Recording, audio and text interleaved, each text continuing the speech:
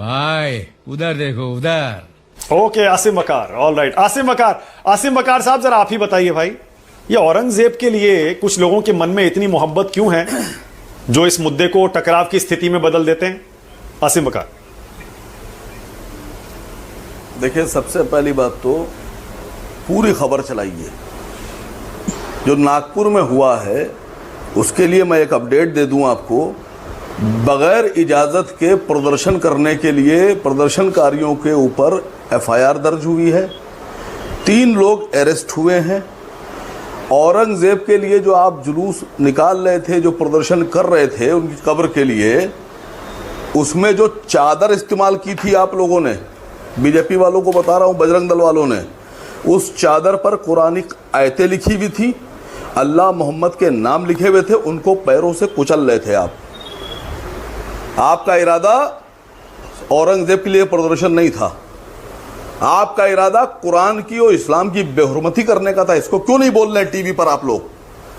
आप दिखा रहे औरंगजेब के लिए पूरा मुसलमान इकट्ठा हो गया। अरे बाप रे, ये तो धोती खोल रहा है। हमारे और हम मुसलमानों के पूर्वज मंगोल आपके मुगल नहीं हैं। हमारे पूर्वज ना जिना है ना मुगल हैं।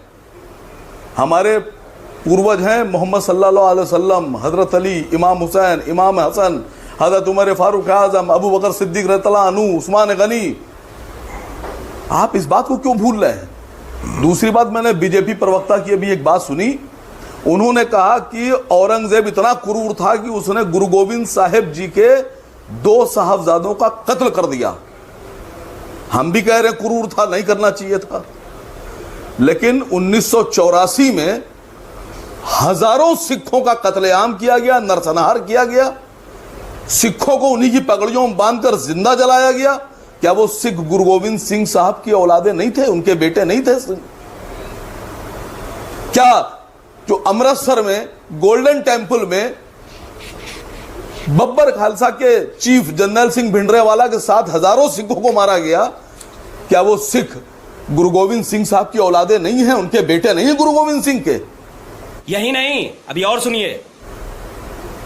2 बेटों के लिए आप कह रहे हो कब्र उखाड़ के फेंक दो, तो क्या फिर आप यहां पे ये डिमांड करेंगे कि इंदिरा गांधी जी की और राजीव गांधी जी की जो समाधियां उनको उखाड़ेंगे आप सरदारों के नरसंहार के लिए? कितने लोगों की समाधियां उखाड़ेंगे आप? आप यहां बैठकर उल्टी सीधी हिस्ट्री बता रहे हैं, उल्टी सीधी बातें कर रहे हैं। पूछे सिन्हा साहब से जो मैं बोल रहा हूं, क्या 1984 में गुरु गोविंद सिंह साहब के हजारों साहबजादों को, बेटों को कत्ल नहीं किया गया? आसिम वकार 1984 और गोल्डन टेंपल में जो ऑपरेशन ब्लू स्टार ये लड़ाई, उसकी तुलना आप औरंगजेब ने जो अत्याचार किए उनसे कैसे कर सकते हैं? औरंगजेब एक मुगल शासक था जिसने अत्याचार किए। 1984 का जिम्मेदार यानी कि आप किसे मान रहे हैं? जरा खुल के बताइए ना थोड़ा। सर 1984 में सिखों के कत्लेआम के लिए आप औरंगजेब से तुलना किसकी कर रहे हैं? जरा बताइए, खुल के बताइए। बताता हूं। मैं खुल के बोल रहा हूं। बेअंत सिंह और सतवंत सिंह की सजा, गुनाह की सजा आप पूरी कौम को देंगे? सड़कों में नरसंहार कर देंगे? तो मैं पूछ रहा हूं, क्या वो जो सिखों का नरसंहार हुआ, सरदारों का नरसंहार हुआ, क्या वो गुरु गोविंद सिंह के औलादे बच्चे नहीं थे? सवाल सिर्फ एक इतना सा है। दूसरी बात, आप यहां बैठकर सर आप औरंगजेब पे बात कर रहे हैं, अंग्रेजों की कब्रें क्यों नहीं खोदेंगे आप? उनके भी तो कब्रिस्तान, उनके भी तो लोग हैं। क्या उन्होंने हिंदुस्तान के लोगों पर जुल्म नहीं किया? आप हिंदुस्तान में अंग्रेजों के शासनकाल पे बात क्यों नहीं करना चाहते हैं? जानते हैं क्यों नहीं करना चाहते हैं माना गुप्ता जी? क्यों? इसलिए कि जब अंग्रेजों के शासनकाल पर बात होगी तो अंग्रेजों के दोस्तों की, अंग्रेजों के मुखबिरों की, अंग्रेजों के दलालों पर भी बात करना पड़ेगी आपको। और आप नहीं चाहते कि अंग्रेजों के मुखबिर, अंग्रेजों के दलाल, अंग्रेजों के एजेंट और अंग्रेजों के दोस्तों पे बात की जाए जिन्होंने अंग्रेजों का साथ दिया। आप इसलिए अंग्रेजी हुकूमत पर जो बात है वो नहीं करना चाहते हैं। आप साफ साफ बात कीजिए। ओके आसिम वकार, एक सवाल का और जवाब दीजिए। आप एक सवाल और हिंदू मुस्लिम कर रहे हैं। मैंने भी बताया ना, अचानक ये 2-3 मुद्दे देश में क्यों गर्म हो गए? वक्फ बोर्ड का मुद्दा एकदम गर्म, क्या आप बताएंगे? हम नहीं बताएंगे। संसद में हंगामा, सड़क पर हंगामा, फिर औरंगजेब का मुद्दा अचानक गर्म हो गया, उधर संभल का मुद्दा है जो गर्म हुआ उसके बाद ठंडा होने का नाम ही नहीं ले रहा। क्यों हो रहा है ये? बात सुनिए सर, बात सुनिए सर। आप कहते हैं मुगल लुटेरे थे, आक्रांता थे, लूट करते थे, तो उन लुटेरों का गैंग भी तो होगा। अगर मुगल लुटेरों के सरदार थे तो उन लुटेरों का गैंग भी होगा। उस गैंग में पता है वो कौन था? मुगलों के लुटेरों के गैंग में मान सिंह थे, जय सिंह थे, जय सिंह सवाई थे, उनके बेटे थे, कछवाहा राजपूत था। अगर आप कब्र हटाना चाहते हैं मुगलों की और औरंगजेब की, तो फिर मान सिंह रोड का नाम बदलिए, जय सिंह रोड का नाम बदलिए, जयपुर का नाम बदलिए, जयपुर को हटाइए। जयपुर में जो आपका राजस्थान की सरकार है उसमें आप मुगल शासकों के जो साथी थे उनके वंशजों को आप बनाते हैं डिप्टी सीएम। इल्जाम आप हम पे लगाते हैं। ऐसे तो नहीं होता है। एक सेकंड रुकिए। मैं चाहता हूं, ये देखिए, ये तर्क और तर्क करेंगे ना, और ये करेंगे तो ये तो फिर अब अंतहीन है। मैं चाहता हूं एक स्टैंड बता दीजिए जरा अपनी पार्टी का। औरंगजेब क्या अच्छा शासक था या क्रूर था, और क्या उसकी कब्र हटनी चाहिए या रहनी चाहिए? क्लियर स्टैंड बता के जाइएगा मुझे आज। बिल्कुल क्लियर बता के जाऊंगा। मैं कह रहा हूं औरंगजेब अगर हटाएंगे आप तो औरंगजेब से जुड़े उनके साथियों को भी हटाना पड़ेगा। आप मान सिंह के ऊपर क्यों नहीं बोल रहे हैं? आप जय सिंह पे क्यों नहीं बोलते हैं? आप डरते हैं जय सिंह पर बोलने से? मतलब आप मुसलमानों पर तो आरोप लगा देते हैं कि मुगलों के समर्थक हैं हम। आप पूरे मुसलमानों को आप बता देते हैं सब मुगल हैं। लेकिन जब आपसे पूछा जाता है कि मुगलों का साथ देने वाले वो बुरा था या अच्छा शासक था? के वंशजों को आप डिप्टी सीएम क्यों बनाते हैं? अच्छा शासक था या बुरा था? ये तो दिया कुमारी जी से पूछिए आप जाकर। ये दिया कुमारी जी से पूछिए जाकर। मेरे रिश्तेदार नहीं थे अकबर, उनके रिश्तेदार थे। आप राजपूतों से क्यों नहीं पूछते हैं कि अच्छा शासक था बुरा शासक था, जिनकी रिश्तेदारियां हैं मुगलों में? सारी जवाब आसिम बकार देंगे, राजपूत नहीं देंगे। क्यों? ताले पड़ेगा ना थारी जबान पे। सिन्हा साहब को हिस्ट्री नहीं पता है। शिवाजी के एक सूबेदार हुआ करते थे तानाजी, और तानाजी जब कोंढाना की लड़ाई लड़ रहे थे तो कोंढाना में उनका सामना हुआ था उदय भान सिंह राठौर और उनके 1200 राजपूतों के साथ। बता रहे औरंगजेब डायरेक्ट जिम्मेदार है। तो उदय भान सिंह राठौर कौन थे? आपके रिश्तेदार थे। ठीक है, ओके। जिन्होंने तानाजी का कत्ल किया। ठीक है, ओके। आनंद दुबे जी हैं ब्राह्मण, और बीरबल भी ब्राह्मण था, और तानसेन भी ब्राह्मण था। तो क्या वो लोग हिंसक थे? मुगलों का नहीं, वो लोग हिंसक थे, वो लोग हत्याएं करते थे, रिश्तेदार तो आप क्रूरता करते थे। नहीं, वो लोग क्रूरता करते थे। सुनिए सर, अरे बीरबल के किस्से पढ़ के तो छोटे से लोग बड़े हो जाते हैं। अरे सुनिए बीरबल जी के रिश्तेदार, सुनिए फिर से कहना। अरे सुनिए बीरबल जी के रिश्तेदार, सुनिए।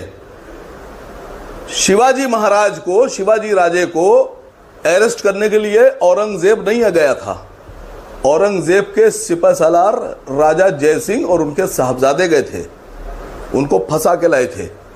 और जय सिंह और उनके साहबजादे ने शिवाजी महाराज को धोखे से लाकर औरंगजेब के दरबार में पेश करा के गिरफ्तार कराया था। उसका कारण था कि मिर्जा राजे गुलाम था। मिर्जा राजे गुलाम था, मालिक नहीं था। मालिक जो कहता है गुलाम करता है। यहाँ बात मालिक की हो रही है। मुझे भाई, यहाँ मुझे बात बोलने मालिक तो के तुम्हारी क्रूरता सारी की हो रही बातें है। मैंने सुन ली। बीच में ना बोल। अरे सुन लो मेरी बात। तो ऐसा नौकर जो अपने मालिक के कहने पर तुम्हारे शिवाजी महाराज को गिरफ्तार करके लाया, उसके खिलाफ तो बोलो। उसके वंशजों के साथ क्यों खड़े हो? आसिम बकार की तो रिश्तेदारी भी नहीं थी। हमारे तो पूर्वज भी मुगल नहीं थे, हमारे आदर्श भी मुगल नहीं है। सुनील साजन, अब रुक जाइए प्लीज। सुनील साजन को बोलने दीजिए। सुनील, मैं फिर से वही पूछ रहा हूं कि क्या ये इत्तेफाक है कि एक साथ ये 2-2, 3-3 मुद्दे देश में खड़े हो गए हैं? अब तो कोई बिहार का चुनाव भी बहुत दूर है, अक्टूबर में चुनाव है भाई। जब आप ये कहते हैं कि चुनाव के लिए किया जा रहा है और लोगों को बांटकर वोट के लिए किया जा रहा है, तो अभी तो कोई चुनाव नहीं है। सुनील, फिर ये वक्फ बोर्ड, औरंगजेब, संभल, ये एक साथ क्यों गर्म हो रहे हैं भाई? देखिए माना जी, ये कोई इत्तेफाक नहीं है। ये सोची समझी रणनीति है और बीजेपी और आरएसएस का एजेंडा है। सही पकड़े हैं कि इस देश में अलग अलग राज्यों में हिंदू मुसलमान का माहौल बनाओ, धर्म पर बात हो, पुरानी इतिहास की बात हो, वर्तमान के हालात पर कोई बात ना हो, न महंगाई पर, न बेरोजगारी पर, न देश की सीमाओं पर, न किसी पर, या देश को आप आगे कैसे ले जाओगे इस पर कोई बात ना हो, गिरते रुपए पर बात ना हो। इसलिए पूरी भारतीय जनता पार्टी और आरएसएस मिलकर के इस तरीके का षड्यंत्र कर रही है। नागपुर का दंगा इत्तेफाक नहीं है, सुनियोजित ढंग से कराया हुआ दंगा है। और जब कभी जांच होगी, अब जांच कौन करेगा? दिल्ली में इनकी सरकार, महाराष्ट्र में इनकी सरकार, दंगा कराने वाले इनके लोग। तो हम तो जो आपने अपील की आपके कार्यक्रम के माध्यम से, हम भी देश के सभी लोगों से अपील करेंगे, खास तौर से नागपुर के लोगों से, कि आप बीजेपी और आरएसएस के बहकावे में मत आइए। आप इस देश की जो धरोहर है, वो देश की धरोहर भाईचारा है, गंगा जमुनी तहजीब है, हिंदू मुसलमान सिख ईसाई मिलकर के रहते हैं, यही ताकत है भारत की। ये बड़ी अच्छी बात कही आप। तो भारत की संस्कृति और सभ्यता से खिलवाड़ भारतीय जनता पार्टी कर रही है। एक सवाल आप लगातार पूछ रहे हैं और भाजपा वही कहती है, औरंगजेब। हमने एक बार और भी आपके कार्यक्रम में कहा, मैं फिर कह रहा हूं, औरंगजेब, बाबर या इस तरीके का कोई भी व्यक्ति इस देश का नायक नहीं हो सकता, और खासतौर से इस देश के मुसलमानों का नायक नहीं हो सकता है। जब आप पुरानी बातें खोदेंगे, हम पुरानी बातों पे नहीं आना चाहते मानक जी, लेकिन जब आप पुरानी बातें खोदेंगे, पुराना इतिहास खोदेंगे, स्वाभाविक है औरंगजेब को कोई अच्छा नहीं कहेगा, बाबर को कोई अच्छा नहीं कहेगा, आजाद भारत का पहला आतंकी नाथूराम गोडसे को कोई अच्छा नहीं कहेगा, अंग्रेजों की मुखबिरी करने वाले, माफीनामा लिखने वालों को कोई अच्छा नहीं कहेगा।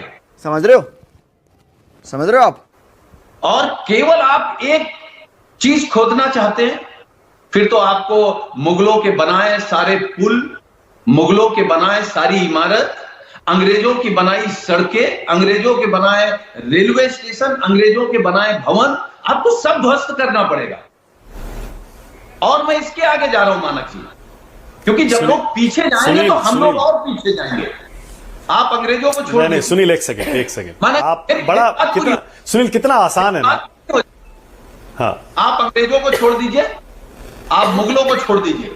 जब इस देश में अंग्रेज नहीं था, मुगल नहीं थे, तो ये बताइए पिछड़े और दलितों को कौन आगे थूकने के लिए और कौन पीछे झाड़ू बंधवाता था?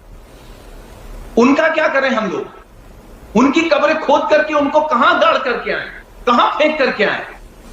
हम सुनील वन सेकंड, सुनील एक सेकंड, सुनील एक सेकंड, बड़ा आसान है सुनील, अब बड़ा आसान है, क्योंकि समाजवादी पार्टी वैसे भी महाराष्ट्र में छोटी पार्टी है, उतना बड़ा प्रभाव नहीं है बाकी पार्टियों जितना। बड़ा आसान है ना आपके लिए, ये बीजेपी ने कराया, संघ ने कराया, इसने कराया, उसने कराया, बहुत आसान है। किसने गर्म किया ये औरंगजेब का मुद्दा? अबू आजमी को क्या जरूरत थी औरंगजेब की तारीफ करने की, अच्छा शासक था ये कहने की? भाई बुरा लगता है हिंदू संगठनों को, उनके कार्यकर्ताओं को, हिंदुओं को बुरा लगेगा। क्यों तारीफ की अबू आजमी की? क्यों गए थे प्रकाश आंबेडकर और अकबरुद्दीन ओवैसी उसकी मजार पर? बताइए। हम तो कहानी सुना रहे थे, पसंद नहीं आया, दूसरा सुन लीजिए। ठीक बात है, मैं कह रहा हूं तारीफ गलत हुई है, लेकिन जिन्ना ने, जिसने इस देश में लाखों लोगों को मरवा दिया, उसकी मजार पे कौन गया था? प्रोटोकॉल तोड़ करके सेवई खाने कौन गया? दूसरे मुस्लिम देश के नेताओं को प्रोटोकॉल तोड़ करके एयरपोर्ट लेने कौन गया? ये जिम्मेदार नहीं है, अडवाणी जिम्मेदार नहीं है, मोदी जिम्मेदार नहीं है। इनका क्या करोगे आप? इनका क्या इलाज है? आपको क्या लगता है? मुझे भी वही लगता है।